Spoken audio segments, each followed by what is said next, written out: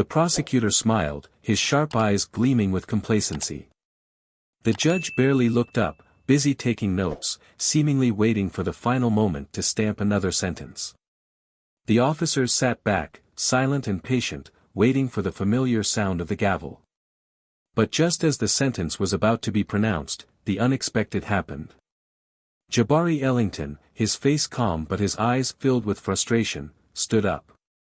He had never imagined that his weekend trip to Birmingham, Alabama, would end in cold handcuffs. He had flown in to pick up a guest, scheduled to lecture at the University of Alabama on criminal justice reform, a simple but meaningful commitment. Ironically, the very system he wanted to reform had landed him in this situation. It all started after dinner.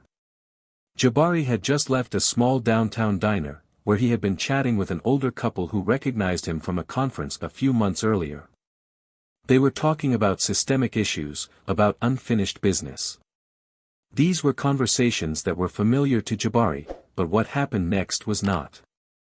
As he crossed the street toward his rental car, a flash of red and blue lights suddenly stopped him. The patrol car was coming at a fast clip, tires screeching as it came to a sudden stop. "Hands up, where we can see them," a sharp voice said. Jabari barely had time to register what was happening before two young white officers rushed out, guns drawn. "Sir, what's going on?" Jabari kept his voice even, hands raised. He had taught his students how to deal with police, studied every angle of situations like this. But theory and practice were always two different things. "Shut up. Get back. Put your hands on the car." A third officer stepped out of an older patrol car. His heavy steps, cold eyes, and crooked smile made Jabari's stomach turn. He watched, heart pounding, as one of the younger officers pulled out a small plastic bag, containing white powder. "Look," the older cop chuckled, his eyes shining with amusement. "What do we have here?" Jabari's body stiffened. He knew he was facing a familiar scenario. He'd read the reports, worked to overturn convictions based on setups like this. And now, he was the one. "That's not mine," he said, forcing himself to stay calm. "You know that." The older cop tilted his head, amusement shining in his eyes. "Is that right?" He turned to his younger counterpart. "What do you think, Miller?" The crowd on the street was thick, their eyes glued to the scene before them. The handcuffs clicked coldly around Jabari's wrists, and Miller, the younger cop, grinned. But this time, there was something else. A flicker of suspicion flashed in Miller's eyes before being masked by smugness. "Looks guilty to me," he said, but his voice was less certain than before. People around him had stopped, some pulling out their phones to record. But the officers remained calm, used to this. A woman shouted, "Let me record," but the older cop held up a hand. "Stand back, ma'am, unless you want to join him." His voice was firm, but there was also a hint of impatience. Jabari stood there, his mind racing. Something about Miller's demeanor made him hesitate. He could fight back, not physically, but logically. Demand fingerprints, review body camera footage, call a lawyer. But he knew the game. The cameras would be turned off. Evidence could disappear. Charges would stick. And so he kept quiet. In the patrol car, the older cop sat in front, whistling a cheerful tune. "Son, you got a family, right?" he asked, but Jabari didn't answer. "Funny," he continued, "all the boys have the same story. I didn't do it, I was just doing my job." The lines are so old we know them by heart. Miller laughed, but it wasn't as mocking as before. There was something in his eyes, a flicker of hesitation. Jabari looked out the window, his fists clenched. He wanted to tell them who he was. He wanted to see the look on their faces when they realized. But not yet. Not yet. They thought they had one. They had no idea what was coming. That morning, the Jefferson County Courthouse was packed. Reporters, lawyers, law students were all there, fascinated by this seemingly routine case, a black man charged with drug possession. But the atmosphere in the courtroom was different today, tense, nervous. Jabari sat at the defense table, his hands resting lightly on the table. Next to him, Brian LeClaire, a young, overworked public defender, was flipping through papers, his pen tapping nervously on a clipboard. He leaned in, whispered, "I've seen these cases before. Judge Stokes is not known for his leniency. Your best option is to take the deal." Jabari didn't answer. He was waiting for his moment. And when it came, no one in the courtroom would forget that day. Jabari turned his head slightly, his gaze sweeping over Brian, questioning. Concern was hidden in his eyes, but his face remained calm. "Study him and what's the deal?" Jabari asked, his voice soft but clear. Brian sighed, tired. 5 years. Maybe 3, if you keep your head down and don't make a sound. 3 years, Jabari repeated, his voice soft, calm but sharp. For something I didn't do. Brian shifted uncomfortably in his chair, glancing toward the prosecutor's table. "I hear you, but these guys," he nodded toward Assistant District Attorney Joel Patterson, who was laughing and chatting comfortably with the officers arresting Jabari. Sergeant Raymond Givens, Officer Miller, and Officer Denton, they stood there, exchanging jokes, relaxing as if this were just another day at work. Jabari watched them, the coolness of their actions stirring the simmering anger inside him. Givens caught Jabari's eye and smiled, a slight, defiant shake of his head that said, "Don't even try." Jabari took a deep breath, determination flashing in his eyes. "Let's go to trial." Brian stopped tapping his pen, his eyes widening. "Are you sure?" "I'm sure." Brian hesitated, then nodded slightly. "Okay." Judge Howard Stokes entered the courtroom, a man in his 60s known for swift and decisive sentences. He took his seat, adjusted his glasses, and scanned the case file. "Let's get this over with," he muttered. Patterson stood, buttoning his jacket, his voice calm but confident. "Your Honor, the state is ready to proceed. We have clear and overwhelming evidence against the defendant." Jabari hung up on him, knowing the speech all too well. A routine he'd seen too many times, in too many courtrooms, with people who'd never had the chance. A heavy silence filled the room, eyes on Jabari, expecting a breakdown. "The prosecution calls Officer Denton first," Patterson announced. Denton straightened his uniform, stepped forward with confidence, his hand resting carefully on the Bible before taking the oath. Patterson stepped closer, a smug smile on his face. "Officer Denton, let's review the events of August 17th, tell the court." Denton cleared his throat, glancing quickly at Patterson before he began. "We were patrolling near 8th Avenue North, an area known for drug activity. We observed the defendant leaving the restaurant. When he spotted us, he immediately changed direction, looking nervous. That's when we made the decision to stop." Jabari sat motionless, but inside, his heart was pounding. He knew what was coming, but that didn't make it any easier. "And what happened next?" Patterson asked, his voice calm but sharp. "The defendant refused to comply," Denton continued, trying to keep his voice even.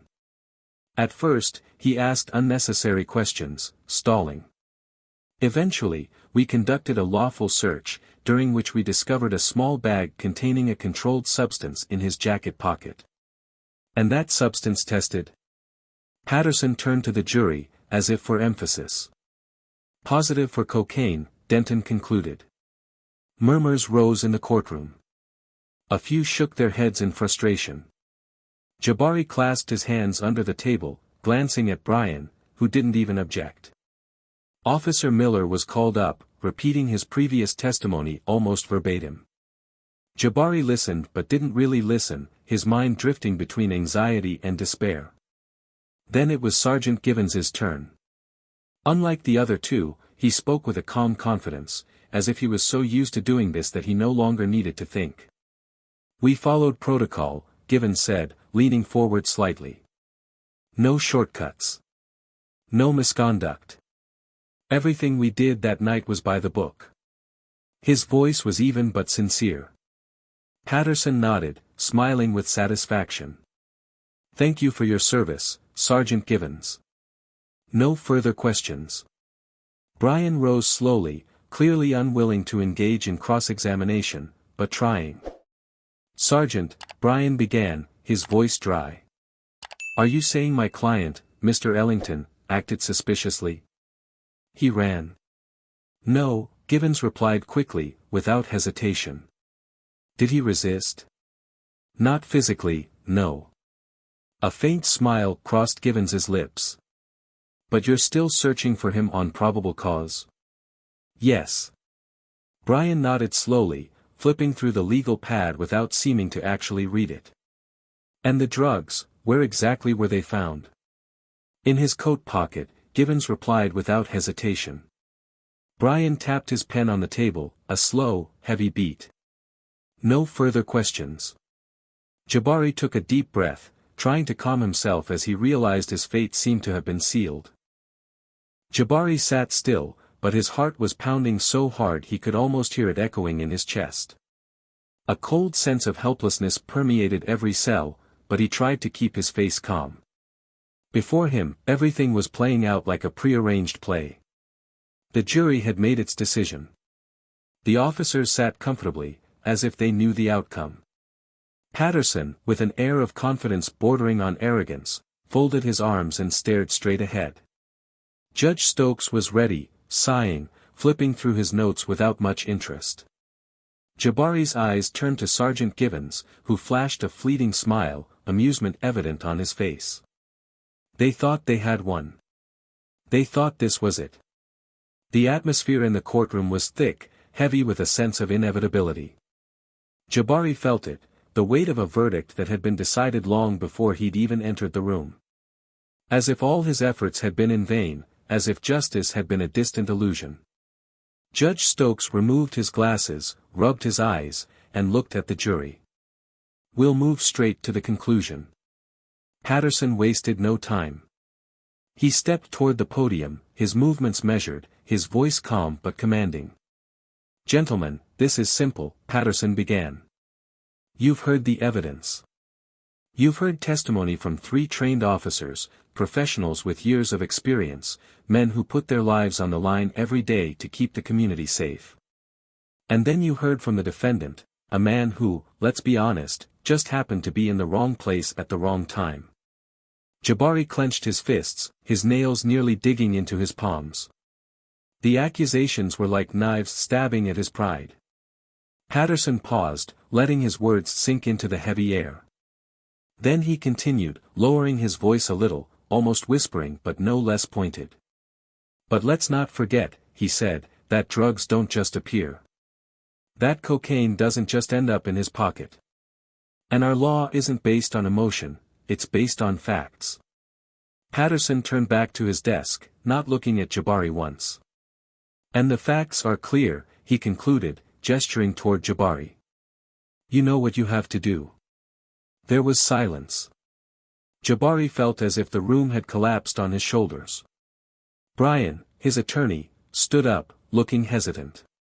He tugged at his tie, swallowed, and shuffled slowly toward the jury.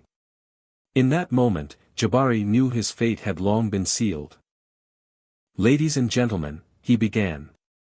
I know this sounds like an open and shut case, but I ask you to consider. There is no doubt, reasonable doubt, because even though Officer Denton, Officer Miller, and Sergeant Givens said what they said, it is important to remember that he hesitated. Someone coughed in the back of the courtroom. Brian cleared his throat. What I'm trying to say is that we weren't there. We don't know for sure. And neither does my client. He maintains his innocence. That was it. That was the defense. Brian nodded quickly and returned to his seat. Judge Stokes didn't bother to hide his impatience. All right, the jury will consider. But Sergeant Givens smiled, a smile so quick it was barely noticeable, but Jabari saw it. The court saw it. A smile, a flash of celebration. They had done this before. And they had never been caught. And that was when Jabari decided it was time. Before the judge could finish his sentence, Jabari leaned forward, his voice calm, steady, and clear, under control. "Your Honor," he said. The judge looked up, annoyed. "Mr. Ellington is your attorney." "It's his turn." "I understand," Jabari interrupted him politely but firmly, "but before we proceed, I would like to introduce myself properly." The tension in the room shifted. Jabari slowly stood up, the bailiff stepped forward, but Judge Stokes raised his hand. "Let him speak." Jabari turned to look at Sergeant Givens. "You and your men did a very thorough job," he said. "You made sure the evidence was convincing. You even had a defense attorney working to make sure nothing got in the way." Givens's smile faded. Jabari nodded slowly, as if appreciating the effort. "And for any other man, this would have worked." His voice dropped slightly. "But I'm no ordinary man." The room fell silent. Jabari reached into his pocket, the same jacket they claimed to have found the drugs in, and pulled out a leather ID case. He opened it.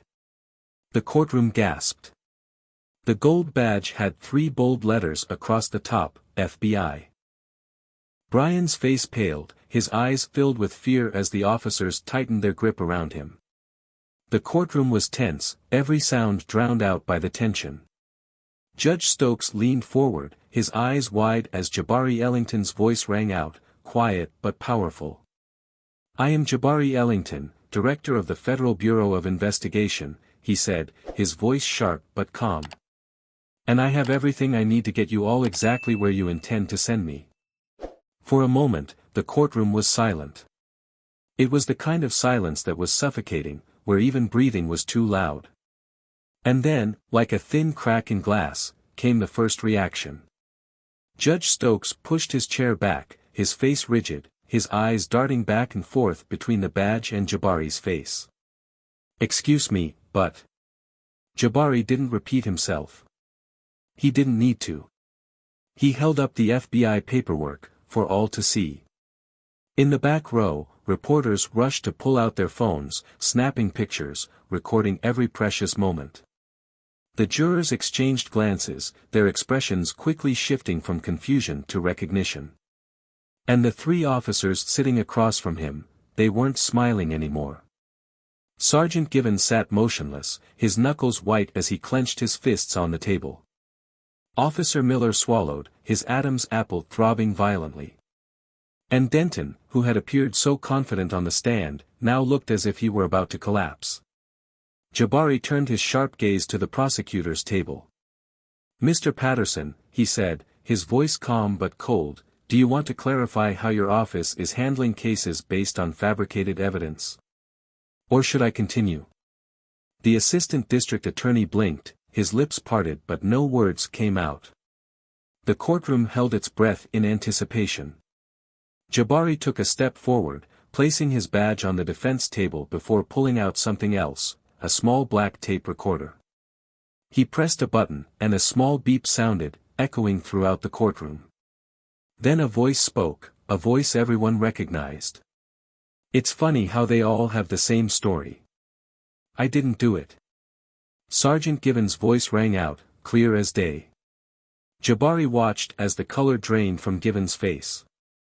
The tape continued, replaying every smug word, every laugh from the back of the squad car, every irrefutable piece of evidence. And when the recording ended, the room was still engulfed in a storm of silence, but this time, it was the silence of a truth that had just been revealed. The courtroom erupted in gasps and whispers that grew louder. Reporters whispered frantically, fingers swiping across their phone screens to record every second. The scandal had just broken out in real time, and everyone knew it would be big news. Judge Stokes slammed his gavel down, his voice sharp, "Order. I will have order in this courtroom." But it was too late. The air around him seemed to crack, tension filling the air. Jabari looked straight at Givens, his eyes sharp.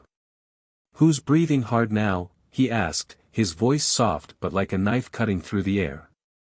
Gibbons's hand gripped the edge of the table, his knuckles white as if it were the only thing keeping him grounded. Jabari took another step, each step adding pressure. "I have hours for this," he said, his voice almost conversational, but filled with menace. Screens flashed, body cam footage, dash cam footage, and witness testimony all playing. Jabari tilted his head, a smile flickering across his face. "You didn't think I'd let this happen without a plan, did you?" Gavin rose so quickly that his chair toppled to the floor with a deafening clang. This is a setup," he stammered. Jabari raised his eyebrows, his eyes sharp and searching. "You mean like what you did to me?" The words landed like a punch, silencing the courtroom for a moment. Officer Miller paled. Denton looked toward the exit, sweat beading on his temple. Mr. Patterson finally found his voice, but it was strained. I don't know what the defense is playing, but this is very unusual. I demand." "You're not demanding anything," Jabari interrupted, his voice as sharp as ice. He turned toward the gallery, where 3 men in black suits had entered silently. Panic was rife, but they maintained an eerie calm. Jabari nodded toward them. "Gentlemen, you know what to do." Without another word, the federal agents marched in. Sergeant Gibbons stumbled back, but it was too late. "Hold on," one of the agents ordered, pulling on the handcuffs. "Raymond Gibbons, you are under arrest for obstruction of justice, perjury, and tampering with evidence." The courtroom erupted again. Reporters stood up, cameras flashed, people whispered frantically. Officer Miller tried to back away, but another agent grabbed his wrists, locking them behind his back. Denton didn't resist, didn't even look surprised, as if he had seen this coming. Judge Stokes kept his gavel in his hand, his gaze fixed on Jabari. The usual arrogant expression he wore in the courtroom was gone, replaced by disbelief and amazement. You set this up," he said slowly. Jabari kept his gaze steady, calm and steady. "No, sir." Jabari stood still, but inside him, a storm of emotions was brewing. What he had been waiting for was finally happening, justice, in a way no one could have expected. He gestured toward the arrested officers, once arrogant, now with handcuffs around their wrists. For the first time that morning, Jabari felt the warmth of hope. The courtroom was in chaos. Reporters jostled for position, microphones and cameras trained on the unprecedented scene. Officers who had once been complacent now bowed their heads, their faces pale and exhausted. Sergeant Gibbons struggled against his restraints, his eyes blazing with rage. "You don't know what you're doing," he roared at the federal officer holding him down. "This is a mistake. I want my lawyer." But his agent barely responded. "You'll have a lawyer in federal court," the voice said coldly, without mercy. Officer Miller tried to speak, but his voice shook. That wasn't my idea. I was just following orders, but no one listened." The agent dragged him away, as if he were weightless. Denton was the quietest. He didn't struggle, just nodded weakly. He knew, it was over. But the courtroom was just beginning a new chapter. Not just shock, but recognition. The jury, who had almost convicted Jabari, now looked at him differently, respectful, even wary. Judge Stokes banged his gavel, but the sound was less authoritative. "Enough," he hissed. "This is still my courtroom." Jabari turned to face him, his eyes calm but piercing. "Not anymore," he said, his voice low but resonant. Stokes stiffened. Sweat beaded on his forehead. Jabari slowly picked up his FBI badge and tucked it into his pocket. "Sir, I advise you to sit tight. This investigation is about more than just 3 officers. We have enough material to review dozens of cases in this courthouse, cases with fabricated evidence, corrupt lawyers, corrupt judges." He glanced at Patterson, whose tension was barely concealed. Then Jabari looked around the courtroom, where the network of officers who had worked together for years was slowly crumbling. "This is bigger than me," Stokes whispered, his voice shaking. Jabari stepped closer, and for the first time, the judge looked worried. "You've signed hundreds of these judgments," Jabari said, his voice unwavering. "How many innocent people have suffered because of those decisions?" The courtroom fell silent, not out of fear, but because the undeniable truth had just been revealed. The courtroom was tense. No one spoke. Jabari stood there, his eyes blazing with anger and determination. He looked straight at Patterson, who was still shuffling through his papers, pretending to be busy but unable to hide the worry on his face. "How many plea deals have been struck because you refuse to hear the truth?" Jabari's voice rang out, clear and hard. Patterson said nothing. Judge Stokes remained silent, his eyes averted. But Jabari wasn't done. He turned to the prosecutor. "And you? You've built your career on cases like this. How many times have you turned a blind eye when the evidence didn't add up?" Patterson cleared his throat, trying to keep his composure. "I don't know what these officers are doing. If I had known, I would have." "Enough." Jabari raised his hand, cutting off the feeble plea. "You had a choice. You had every opportunity to do the right thing, to question things when they didn't make sense. But you didn't care, because the system worked in your favor." Patterson opened his mouth, then closed it again. There was no more excuse. There was no going back. A federal agent leaned forward. "Your Honor, we're going to take this further. Judge Stokes is in our sights. And Patterson is too. This is just the beginning." Jabari nodded. "Good." He looked around the courtroom, where no one dared look at him. For the first time, the tables had turned. No one saw him as a defendant anymore. They saw him for who he really was, strong, resilient, and unyielding. The jury lowered their eyes, ashamed that they had almost convicted an innocent man. How many times had they done that? Brian, Jabari's defense attorney, sat rigid, his hands clutching the clipboard. He had never asked the right questions, never fought a real fight. "Do you want my advice?" Jabari asked, his voice low and steady. Brian hesitated. "Yes." "Get a new job," Jabari advised, and Brian swallowed, knowing he was right. The officers were escorted out, heads bowed. Reporters swarmed, cameras capturing every moment of the scandal. Judge Stokes clenched his jaw. Patterson sank slowly into his chair, realizing his career might be over.